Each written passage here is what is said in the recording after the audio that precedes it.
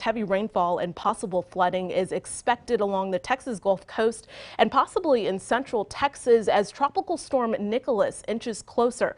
Governor Greg Abbott is increasing the state's readiness response to level 2 starting at 9 tomorrow morning.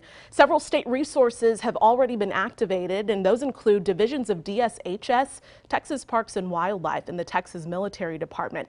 Here's a live look now at Rockport, Texas, which is very close to Corpus Christi. And you can see a relatively cloudy sky and a pretty empty beach there. And Nick, we'll get over straight to you. You've been tracking this really all day.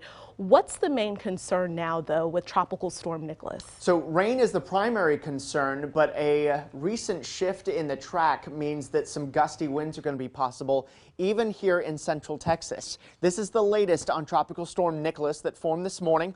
Winds of 40 miles per hour, gusts to 50 miles per hour, and it's moving north-northwest at 14 miles per hour. Here are the potential paths, a number of different computer models trying to figure out the track of this storm.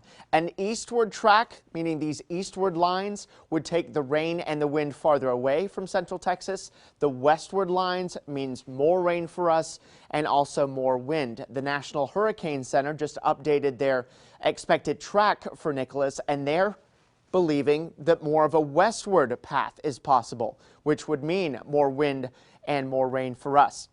This storm stays likely as a tropical storm, but potentially a strong one as winds get up to 65 miles per hour Monday into Tuesday before coming ashore and then eventually weakening later in the week. What's interesting about this is that because it'll be a strong tropical storm, hurricane watches have been issued for portions of the Texas coastline.